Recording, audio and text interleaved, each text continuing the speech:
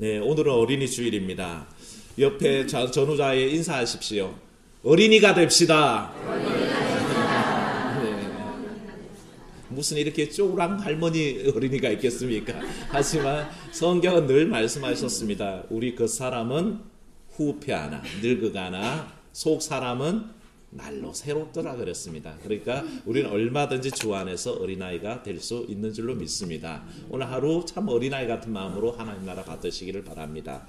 요즘 아이들은 선거에 굉장히 관심이 많은 것 같습니다. 제가 아이들을 이렇게 태우고 다니면서 얘기를 해보면 선거 얘기를 그렇게 어른들보다 더 해요. 그 더 재밌는 거는 여러분들은 그 대통령 후보 지금 후보가 몇 명입니까? 10명요? 15명이에요. 그러면 15분 다 압니까? 잘 모르시죠? 우리는 흔히 빅5라고 하는 그분들만 알지 6번부터 15번은 전혀 몰라요. 근데 아이들은 달달 외웁니다. 1번부터 15번까지 다 외우면서 그걸 왜 외우고 있니? 라고 물었더니 그냥 대답은 오직 그냥입니다. 그냥 외운답니다. 그러면서 자기네들께 하는 게 또 가관이에요. 뭐라 하냐면 누구를 뽑으면 나라가 망한다느니 누구를 뽑으면 경제가 파탄난다느니 온갖 얘기를 다 합니다. 제가 초등학교 때 저랬나 생각해보면 아니요, 관심 없었습니다. 떡볶이 하나 더 먹는 게 좋았지 누가 거기 선거 얘기를 하고 있겠습니까? 그런데 요즘 아이들은 그렇더라고요. 그렇게 서로 온갖 얘기를 하는데 뭘 알아서 하는 말은 아닌 것 같고 집에서 부모님들이 하는 얘기를 들었다가 자기들끼리 그렇게 얘기를 하는 게 참 웃기기도 합니다만, 사랑하는 여러분, 혹시 성인 대비 어린아이의 가치를 어느 정도로 생각하십니까? 자기 집에 자기 자식 얘기하지 말고요. 자기 자식 얘기하자면 우리 어른들보다 2-3배의 가치를 가지고 있죠. 더 말할 게 뭐겠습니까만은 일반적으로 어린아이의 가치를 어느 정도로 생각합니까? 이렇게 얘기할 수 있을까 싶지만 사실은 단순 계산하기 어려운데 뷔페에 가면 성인 대비 아이들의 요금이 얼마인지 아십니까? 한 3분의 2 정도 가격을 받든지 절반값만 받습니다. 좁게 먹으니까, 체구가 작으니까. 그런데 가끔 아닌 애들도 있어요. 하여튼 그렇습니다. 버스를 타도 어른 얼마입니까? 버스를 안 타시나 알 수가 있나? 저도 잘 모르는데 1,200원이라고 맞습니까? 네. 1,300원입니까? 글쎄 제 허락도 안 받고 올렸네요. 네. 1,300원. 1,200원, 1,300원 하는데 아이들을 요금은 700원, 800원 그렇습니다. 그래서 그것도 한 3분의 2 값이나 절반 값 정도 냅니다. 사람을 계산하는데 차량 정원을 얘기할 때에 성인 2명을 아이 몇 명으로 치는지는 아시죠? 몇 명으로 치시죠? 3명. 애 3명을 어른 2명으로 칩니다. 그러니까 정확하게 아이들을 어른 3분의 2로 계산합니다. 그래서 정원도 아이들이 타게 되면 조금 더 많이 탈 수가 있습니다. 그렇게 가만히 보면 아이들의 가치가 어른의 절반이나 3분의 2로 이렇게 평가된다는 느낌이 듭니다. 물론 그것은 경제적 가치로 따지는 계산법이죠. 그래서 체구도 작고 몸무게도 덜 나가고 덜 먹으니 덜 받고 계산을 싸게 해주는 거죠. 근데 사실은 아까 말씀드렸지만 각 가정에서 자기 자녀를 얘기해가지고 할 때 3분의 2 가치나 그렇지는 않습니다. 오히려 어른의 2-3배 가치로 집중하고 투자하는 모습을 우리가 보게 됩니다. 근데 모든 아이들이 다 그런 대접받고 사느냐? 그러면 또 그것도 아닙니다.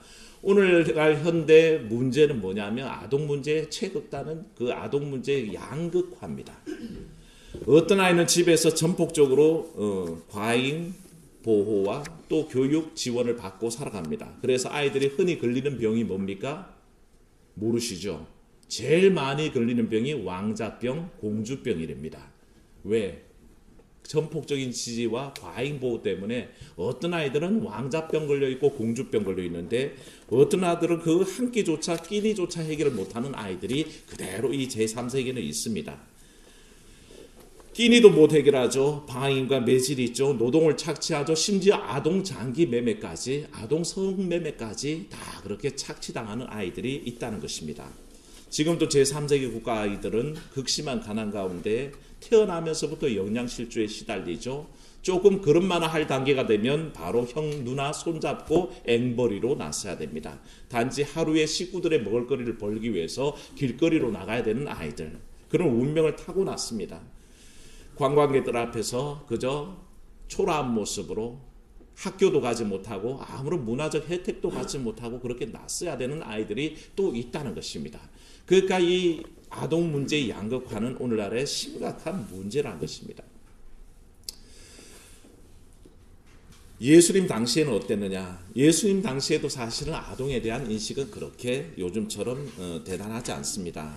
그때는 아이들을 상대적으로 소외시키고 어른들의 소유물처럼 인식하는 경향이 있었습니다. 그래서 바울이 성경을 저술할 때에 너희 자녀를 노엽게 하지 말라라고 하시는 말씀도 그 당시의 사회 분위기가 반영되어 있습니다.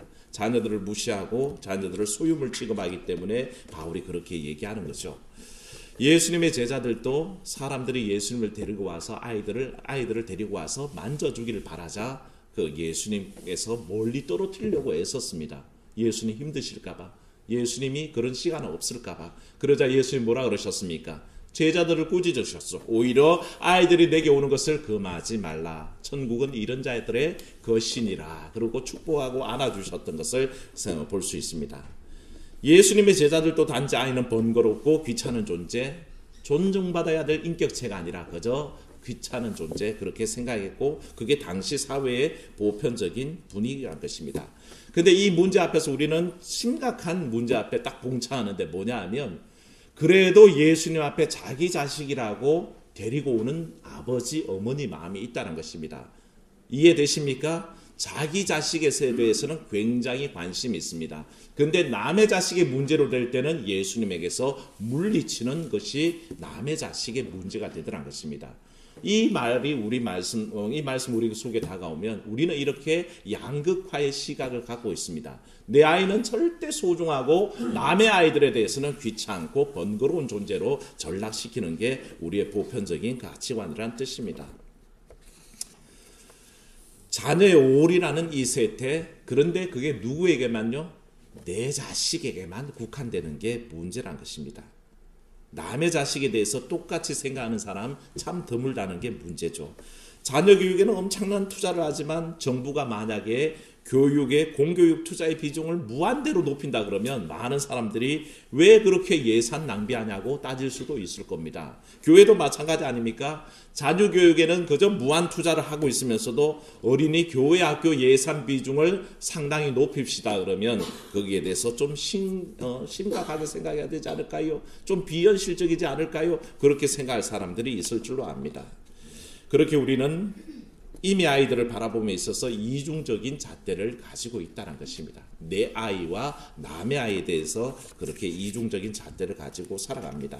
그런데 하나님의 관심은 어떨까 생각해 봅니다. 하나님은 과연 어린아이의 가치를 우리가 생각하듯이 3분의 2 정도의 가치로 볼까? 아니면 번거롭고 또 오히려 소홀히 여길 만한 대상으로 보는가 하는 것은 우리가 생각해 볼 문제입니다.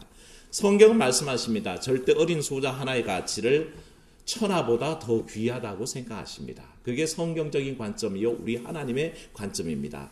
대부분의 교회는 5월을 가정의 달로 정하고 5월 첫째 주일을 어린이 주일로 지키고 있습니다. 그만큼 이 나라의 미래 또 하나님 나라의 미래가 될 어린이들을 소중히 여기는 것이 전통이죠. 어린이를 사랑하는 마음으로 1923년 5월 1일 처음으로 어린날이 공표되었었습니다. 그런데 일제치하에서 어린이들, 이 민족의 미래에 대해서 투자하려고 했더니 일제가 방해를 왔었습니다. 그래서 어린이날이 없어졌다가 해방 이후에야 다시 복귀가 되는 것은 일제가 가만히 있겠습니까? 우리를 식민지 삼았는데 어린이들에서 미래를 투자하고 그 미래 다음 세대를 준비하는 우리 민족에 대해서 박해하는 것은 당연하죠. 그래서 어린이날도 제대로 지키지 못했다는 것입니다. 그래서 1946년 5월 5일 날 다시 어린이날 기념식이 제되게 됐고 1975년도에 들어가서야 어린이날이 국정 공휴일이 그렇게 되면 법정 공휴일이 됐습니다. 우리 이 나라의 미래를 짊어지고 또 하나님 나라 짊어질 우리 자녀들을 생각하며 우리도 5월 첫 번째 주일 지금 어린이 주일로 지키고 있습니다. 아이를 부르시는 하나님에 대해서 잠시 생각해 봅니다. 통상적으로 아무것도 할 수 없는 그런 아이들인데 그렇게 보여지는데 하나님께서는 일찍 어린아이를 부르신 일들이 성경 곳곳에 나타난다는 것입니다. 특히 이스라엘 지도자라고 할 때 세 가지 계층이 있습니다. 이스라엘 지도자가 누구라 할 수 있을까요? 왕, 제사장, 선지자. 이 사람들은 이스라엘 사회의 굉장히 지도자급의 사람들이죠. 근데 이 모든 계급에 공통적으로 나타나는 어릴 때 부른 사람들이 있다는 것입니다. 왕을 누가 어릴 때 부름받았죠? 다윗이 어릴 때 부름받은 사람 아닙니까? 그가 아주 홍안일 때에, 아주 어린아이일 때에 하나님께서 그를 불러서 왕으로 안수하셨고 사무엘을 통해서 왕으로 미리 세워두셨습니다. 선지자 중에는 예레미야가 아이 때 부름받았습니다. 하나님께서 예레미야를 부르시자 예레미야가 뭐라고 대답합니까? 슬프도소이다. 나는 아이라 말할 줄 모릅니다. 그랬더니 하나님께서 너는 아이라 말하지 말고 내가 말한 대로 말하라 라고 그렇게 불러주셨던 걸 봅니다. 선지자도 아이 때 부름받았죠. 제사장, 오늘 본문 속에 나오는 사무엘이 그런 사람입니다. 이때 나이가 보통 정통적으로 12살 정도 됐다라고 생각합니다. 그때에 부름을 받았고 사무엘은 이스라엘의 마지막 사사요 또 왕정 시대를 이어가는 지도자로서 위치를 감당하게 됩니다. 이런 구약 전통 속에 전통이 그대로 신약에도 이어져 있습니다. 하나님 나라에 합당한 사람으로 선포한 계층이 예수님에게서는 어린아이로 나타났습니다. 그래서 어린아이는 곧 하나님 나라에 합당한 사람이다라고 하는 그 예수님의 마음이 구약과 정통 일맥상통하고 있습니다. 제자들이 누가 천국에서 큰 자나고 서로 다툴 때에도 예수님은 어린아이 하나를 제자들 가운데 세우시고 누구든지 이 어린아이와 같이 하나님 나라를 받들지 않으면 천국에 들어가지 못한다고 하셨습니다. 결국 하나님께서 어린아이 하나에게 가지는 가치는 어떨까요? 그것은 당시 세상적인 가치관이 바라보듯이 아무것도 못하는 존재가 아니라 이미 하나님의 나라를 소유한 존재로 보았고 오히려 하나님의 기준을 말씀하실 때에 어른들에게 너희도 이와 같이 어린아이와 같이 천국을 받들지 않으면 결코 그 나라에 들어갈 수 없다 하는 교훈을 주셨던 것을 보게 됩니다. 그래서 정확하게 얘기하면 우리 어른들의 영혼보다 어린아이들의 영혼이 하나님 나라에 이미 가깝다는 것입니다. 그들은 굳이 많은 노력을 안 해도 순전함으로 순수함으로 정결함으로 하나님 나라를 받들고 있기에 오히려 이 문제만큼은 어른들이 아이들에게 배워야 한다는 것입니다. 오늘 본문 속으로 들어가 보면 한밤중에 사무엘이 자고 있는데 자기를 부르는 소리를 듣게 됩니다. 한밤중에 자고 있는데도 그 소리를 들으니 참 사무엘이 어떤 면에서는 깨어있는 사람이죠. 어릴 때부터 깨어있었던 것 같습니다. 한밤중에 자기를 부르며 사무엘아 사무엘아 하는 소리가 들리자 곧장 일어나서 스승인 엘리에게 달려갑니다. 엘리가 사실은 부르지 않았죠. 누가 불렀습니까? 하나님이 부르셨죠. 하나님이 부르셨는데 이 사실을 모르는 사무엘은 엘리에게 달려갑니다. 이때는 엘리가 참 도덕적으로 지도력이 약화되어 있던 때입니다. 그 말씀 오늘 말씀 속에 뭐라고 그랬습니까? 3장 1절에 보면 하나님의 말씀이 뭐한 때요? 희귀한 때. 그리고 하나님의 보여주시는 이상 비전이 보이지 않던 때. 그리고 제사장 엘리의 눈이 어두워질 만큼 노쇠했을 때라고 얘기합니다. 많은 상징적인 의미를 내포하고 있죠. 기성세대가 눈이 어두워져 있고 도덕적 감각이 없고 영적인 자각이 없는 세대를 상징합니다. 어쩌면 오늘날에 이 땅에 살아가는 우리 성인들이 어른들이 하나님 나라에 대해서 이렇게 밝히 보지 못하고 영적으로 캄캄함 속에 있을 때 하나님 누구를 부르실까요? 어린아이를 부르신다는 겁니다. 오히려 우리 속에도 그런 캄캄함 속에 있는 마음들을 하나님께서는 정결한 마음, 깨끗한 마음, 순수한 마음으로 우리를 부르신다는 의미이기도 할 것입니다. 그래서 하나님께서는 엘리의 가르침을 받고 있는 어린 사무엘을 부르셨습니다. 나이는 어렸고 엘리 밑에서 심부름이나 하는 정도였지만 그래도 하나님은 부르시는 것을 보게 됩니다.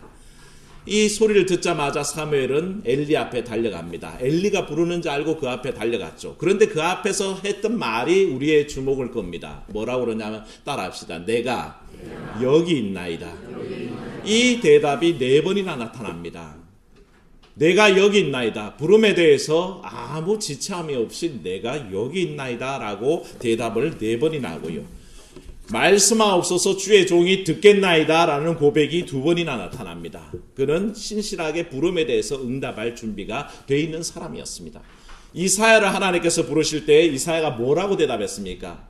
내가 여기 있사오니 나를 보내소서라고 그렇게 대답했던 그 유명한 이사의 대답처럼 어린 사무엘이지만 분명하게 얘기하는 것을 봅니다. 내가 여기 있나이다. 나를 내게 말씀하옵소서 하는 자세를 우리가 보게 됩니다.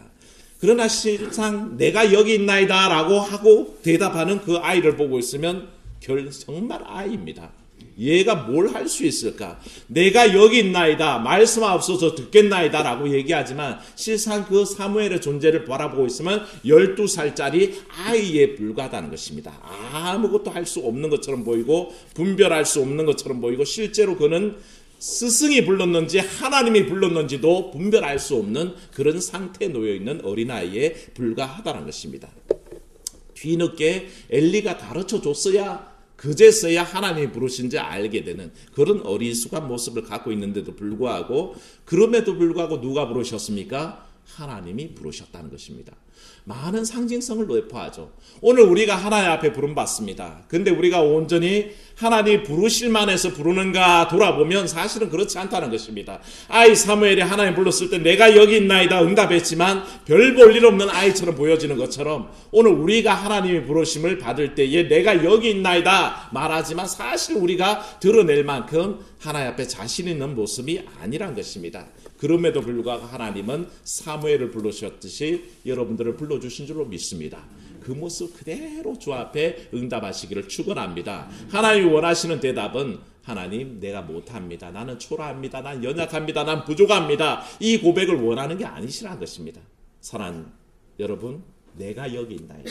이 대답으로 응답하시기를 주의 이름으로 축원합니다. 이 응답을 주님께서는 굉장히 기뻐하십니다. 작은 것이지만 하나님 앞에 내가 여기 있나이다. 내 모습 드립니다. 라고 하면 하나님은 그 작은 것을 가지고 사용하신다는 겁니다.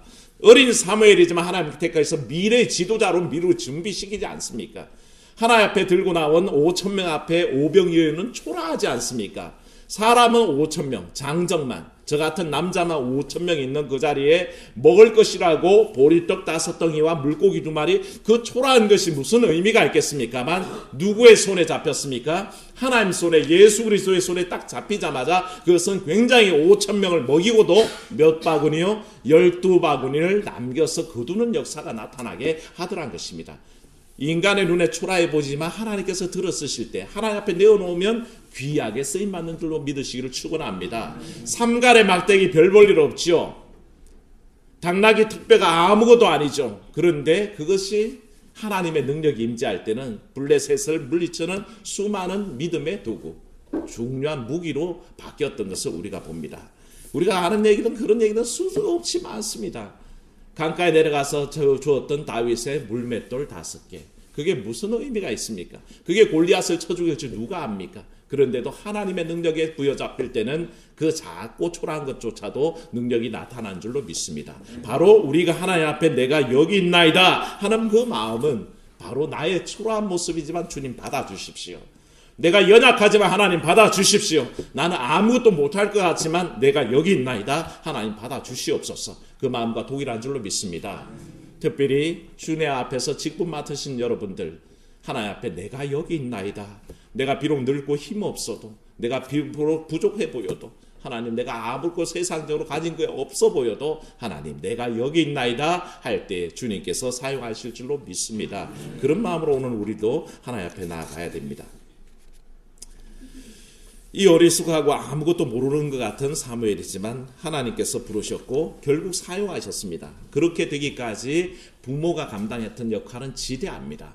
사무엘이 그저 나왔다고 생각하십니까? 그렇지 않습니다.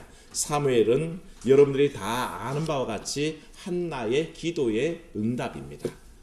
한나가 얼마나 자녀가 필요했으면 성전에 나가서 기도합니다. 성수에 나가서 기도하는데 멀리서 엘리 제사장이 봤더니 술 취한 사람처럼 기도합니다. 그래서 책망까지 하죠.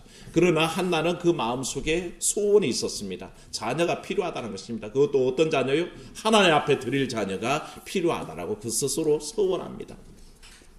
사랑하는 여러분, 여러분 자녀를 사랑하십니까? 기도하시기를 축원합니다. 기도 외에는 방법이 없습니다. 한나는 이 사무엘을 얻기 위해서 얼마나 기도했지 모릅니다. 그리고 온전히 하나님께 쓰임받는 이 나라와 사회의 위대한 지도자로 자라기를 기도했던 겁니다. 그 기도가 응답되었고 하나님은 사무엘을 주셨고 그 서원대로 그대로 하나님 앞에 다시 드리는 것을 보게 됩니다. 여러분들이 자녀를 사랑하시면 기도해야 됩니다. 하나님께 온전히 쓰임받기를 위해서 기도해야 되고 이 나라 이 사회 위대한 지도자로 자라나기를 기도해야 됩니다. 그렇게 거창한 기도가 아니더라도 하나님 나라를 생명처럼 받들며 이 땅에서 승리하는 자녀들 되게 해달라고 기도하셔야 됩니다. 그 삶 속에서 숱한 위기와 고통 속에 우리 아이들의 어려움의 순간순간에 엎드려 기도하는 아이가 되게 해 주시옵소서. 그 기도를 누가 합니까? 아버지 어머니가 해야 됩니다. 할아버지 할머니가 해야 될 줄로 믿습니다. 그 기도 속에 우리 아이들이 미래가 자라난다는 것입니다. 한나의 기도는 그 사무엘에게 그대로 적용이 되었고 드러나게 됐습니다. 근데 한나의 기도는 거기에서 머문 게 아닙니다. 기도만 머문 게 아니라 한나와 그 남편 엘가나는 사무엘이 젖될 무렵에 성소로 사무엘을 데리고 갑니다. 그의 마음의 소원대로 원래 하나님 앞에 드리고 싶었던 대로 하나님 앞에 드립니다. 한나가 아들 사무엘의 삶의 자리를 성소로 정한 것은 우리에게 많은 것을 생각하게 합니다. 어떻게 낳은 자식인데, 얼마나 귀한 자식인데, 우리 이동환 목사님 로운이보다 더 소중한 자식인데 그걸 어떻게 젖대자마자 성소에 갖다 맡기고 싶겠습니까? 어느 부모 마음이 그런 부모 마음이 있겠습니까? 그럼에도 불구하고 사무엘 어머니 한나는 작정합니다. 그리고 정해진 대로 그대로 성소에 데리고 가서 그 젖된 아이를 맡기게 됩니다. 그때부터 사무엘은 누구 앞에서 살아갑니까? 하나님 앞에서 살아간다. 그렇게 성경은 쓰고 있습니다. 사무엘이 살게 된 장소는 그 부모의 제 앞에서 그 부모의 보호 아래 살아간 게 아니라 오히려 하나님의 보호 앞에서 살아가더란 것입니다. 근데 그게 한편으로 비정해 보이는 부모이지만 오히려 더 현명한 부모이죠. 제한적인 인간의 능력 속에 가두고 살아가는 그 마음이 아니라 무한하신 하나님의 능력 앞에 자기 자식을 갖다 놨기 때문에 오히려 하나님께서 능력으로 인도하실 줄로 믿습니다. 그게 한나의 놀라운 삶의 비결입니다. 우리는 흔히 내 손아귀에 넣어두려고 그러죠. 내 보호 속에 묶어두려고 그럽니다. 그런데 오히려 기도의 사람 한나는 자기의 자녀를 하나님의 능력 앞에 내어놓더란 것입니다. 그런 삶 사시기를 축원합니다. 여러분 자녀들을 올가매고 있는 게 아니라 누구에게요? 하나님께 드려서 하나님의 능력 앞에 살도록 해야 됩니다. 한국의 출산율은 세계 최저 수준입니다. 2015년 한 발표한 결과를 보면 한 여성이 15세에서 49세, 왜 15세부터 잡았는지는 잘 모르겠는데 하여튼 15세에서 49세 여인들 아마 출산 가능한 연령대를 기록한 것 같습니다. 49세 지나면 못 낳나 보죠. 하여간 15세에서 49세 동안 낳을 것을 예상했는데 그 나이 동안에 평균 1.41명을 낳는다는 통계가 나와 있습니다. 최소 2명을 낳아야 이 사회가 유지가 됩니다. 그대로 인구가 유지되려면 2명은 낳아야 됩니다. 그런데 한국 사회는 1.41명이라서 점차 인구가 줄어들고 있습니다. 그래서 각급 교회 학교마다 뭐가 걱정인지 아십니까? 아이들의 인구가 줄어든다는 겁니다. 아동부가 줄어들고 중고등부가 현격하게 줄어들어서 교회 위기라고 얘기합니다. 그런데 정작 사실 본질을 짚어보는 많은 이들이 걱정하는 것은 뭐냐 하면 성도 인구가 주는 게 문제가 아니라 오늘날의 각 크리스찬 부모들의 인식이 자녀들의 신앙교육에 등한시하는 게 더 문제라고 지적합니다. 교인들의 자녀에 대한 신앙교육이 학교와 학원에 밀리는 세태입니다. 자녀에 대한 부모의 관심은 지대한데도 그것은 학교교육, 직업교육, 세속적 교육에 있지 아이를 영적으로 키워내는데 관심을 가지지 않더라는 것입니다.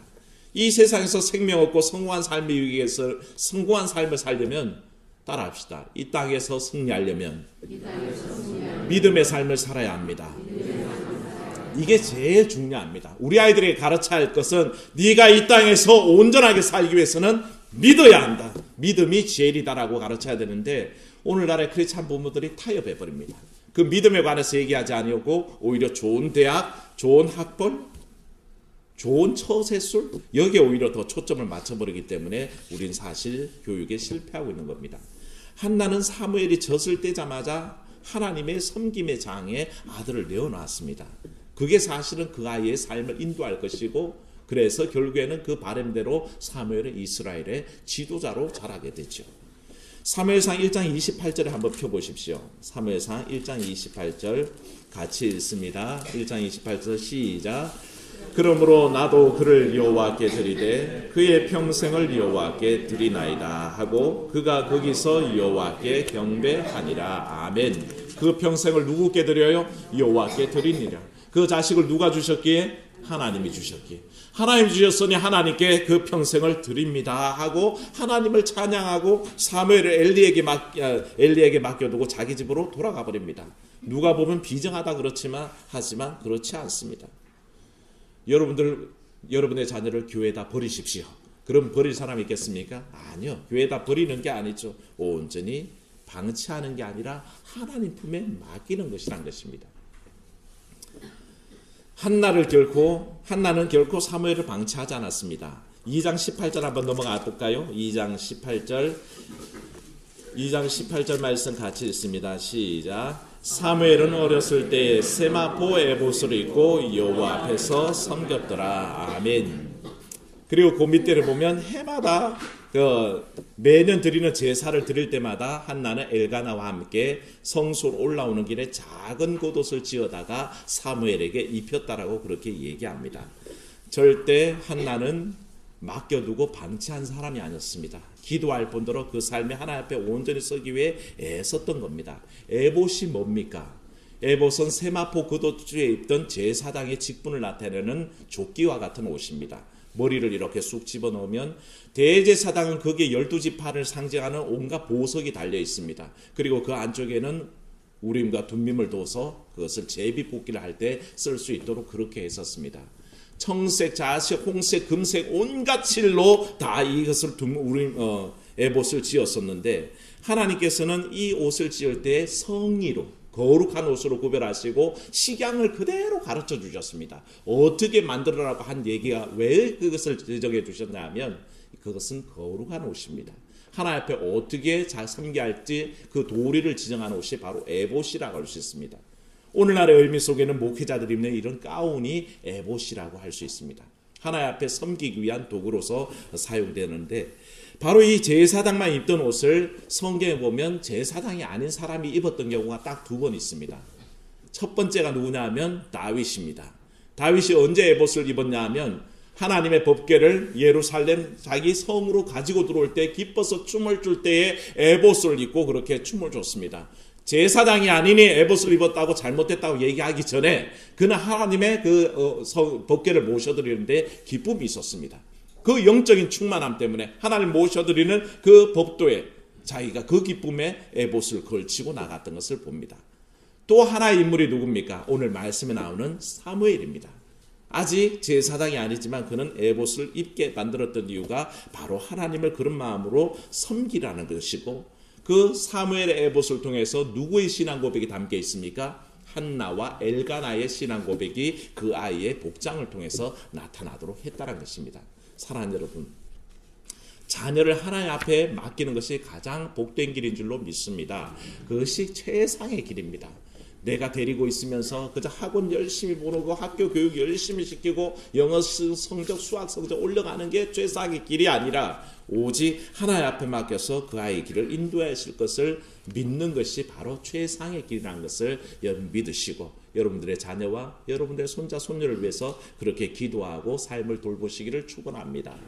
예배에 대해서 포기하지 마십시오. 예배의 삶을 자식에게 권유해야 됩니다.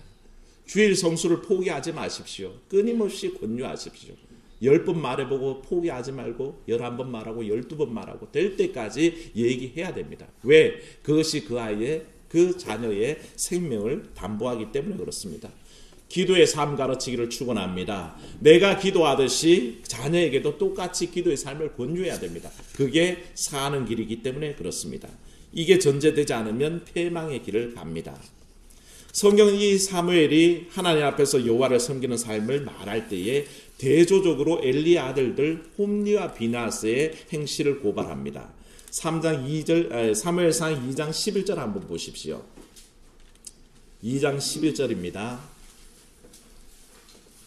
같이 읽어보겠습니다. 시작. 엘가나는 라마의 자기 집으로 돌아가고 그 아이는 제사장 엘리 앞에서 여호와를 섬기니라. 아멘. 누구 얘기죠? 사무엘 얘기 아닙니까? 사무엘은 어디서요? 여호와를 섬기니라. 그 삶을 살고 있습니다. 근데 재밌는 것은 그 12절 바로 밑절입니다. 뭐라고 되어 있습니까? 이렇습니다.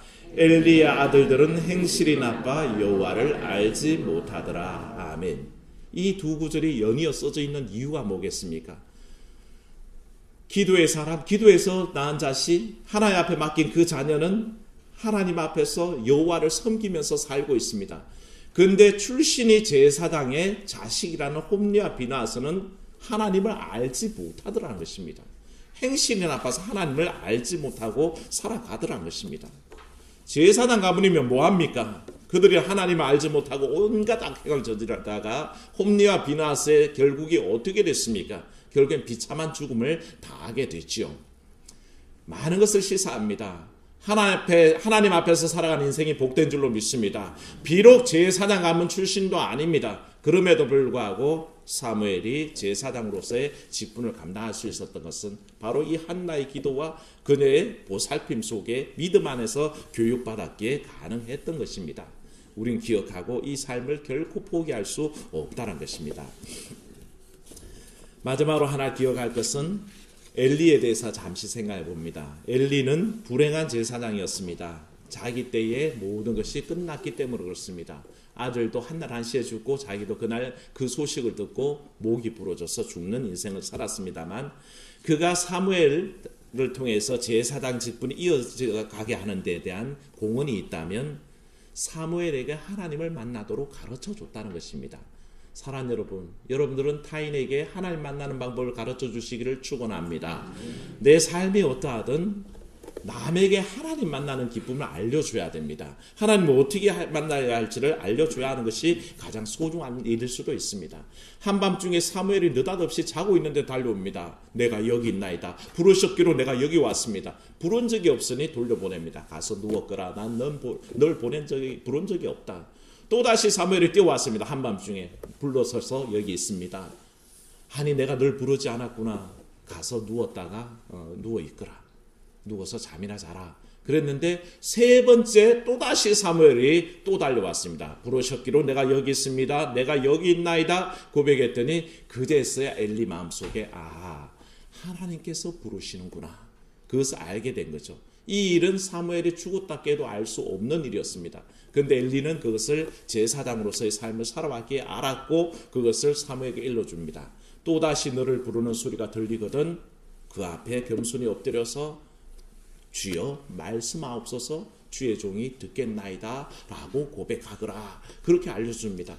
그러자 이제 사무엘이 가서 자는데 또다시 하나님 부르시죠. 사무엘아 사무엘아. 그 음성을 듣자 엘리의 가르친 대로 사무엘이 굴 엎드려서 그대로 얘기합니다. 여호와여 말씀하옵소서 주의 종이 듣겠나이다. 이 가르침대로 결국엔 사무엘은 하나님을 만났고 그 이후의 삶은 우리가 알다시피 하나님 안에서 쓰임받는 삶을 살아가게 됐습니다. 이 엘리의 이 얘기는 굉장히 상징적인 것을 우리에게 시사합니다. 내 자식이라는 관점에서 보자면 그는 아무것도 자식에게 한 것이 없습니다. 그런데 남의 자식을 하나님께로 인도했다는 점에 대해서는 굉장히 고무적인 일을 했다는 것입니다. 오늘 이 세상에는 우리의 손길을 필요하는 많은 아이들이 있습니다. 내 자식만 하나님 앞에 아이가 아니란 것입니다. 수많은 아이들이 있고 그 아이들에게 그대로 하나님을 만날 길을 열어줘야 할 필요가 우리 가운데 있습니다. 교회 학교 선생님들 여러분, 자기의 사명의 중대함을 깨달으시기를 축원합니다. 내 삶의 무게보다 오히려 내가 가르치는 아이들을 통해서 하나님 만나게 하는 일이 더 소중하다는 것입니다. 사랑하는 성도 여러분, 이 일이 교사들에게만 맡겨졌을까요? 그렇지는 않습니다. 내 아이들 소중하게 여기는 것만큼 교회 학교의 수많은 아이들, 내 손주 손녀뿐만 아니라 다른 이들의 손주 손녀까지 다 사랑하는 마음으로 하나님 만날 수 있도록 인도해야 된다는 것을 우리는 기억해야 합니다. 사랑하는 여러분, 오늘 이 세상에는 참으로 사랑이 필요한 아이들이 너무 많습니다. 내 아이가 내 밑에서 최상의 교육을 받고 최고의 조건 속에 자라나듯이 저 제3세계 헐벗은 아이들이 오늘도 마땅한 교육을 받고 마땅한 입을 것을 입고 먹을 것을 먹는 일은 중요하다는 것입니다. 이를 위해서 우리는 오늘도 부름을 받습니다. 어떤 분들은 가난한 지역에 장학금을 보내서 아이들에게 공부할 기회를 열어주죠. 그거 참 소중한 일입니다. 어떤 이들은 제3세계 식량을 보내는 일에 작은 일이지만 동참하죠. 다 중요한 일입니다. 그렇게 해서 우리는 주님께서 말씀하신 대로 이 지극히 작은 자 중에 하나를 섬기는 마음으로 우리 이 어린이 주일을 보내야 한다는 것입니다. 사랑하는 여러분, 자녀를 위해서 기도하시기를 축원합니다. 그게 최상의 방법입니다. 하나님 앞에 그 삶을 맡기시기를 축원합니다. 그게 최상의 선물을 주는 것입니다. 내 자식만 자식이 아니라 남의 자식도 자식인 것을 기억하는 그런 귀한 어린이 주일 되시기를 주의 이름으로 축원합니다. 은혜로우신 아버지 하나님, 어린이 주일 주셔서 참으로 아버지 우리의 마음에 생각들 정리하게 하시니 감사합니다. 하나님, 우리는 어리석게도 이중적인 잣대를 갖고 있습니다. 내 자녀에게는 올인하면서 남의 자녀의 문제에 대해서는 방관하고 관심이 없습니다. 아버지, 이렇게 흐트러진 우리의 이중적 잣대를 고쳐주시고, 특별히 아버지 하나님, 먼저 우리 자녀를 위해서 기도하며 우리 자녀들이 하나님 안에서 자라나도록 간구하는 우리가 되게 도와주시옵소서. 그 어느 손길에 자라는 것보다 우리 하나님 손길에 자라는 것이 가장 복된 일인 것을 알게 해주시고, 또 아버지, 우리 자녀의 문제들 내가 고민하는 것보다 하나님 앞에 맡기는 것이 가장 복된 일인 것을 깨달아 알게 하여 주시옵소서.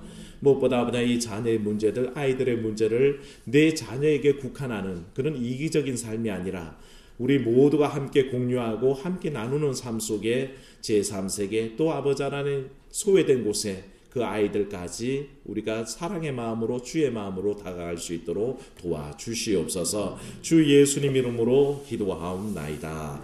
아멘.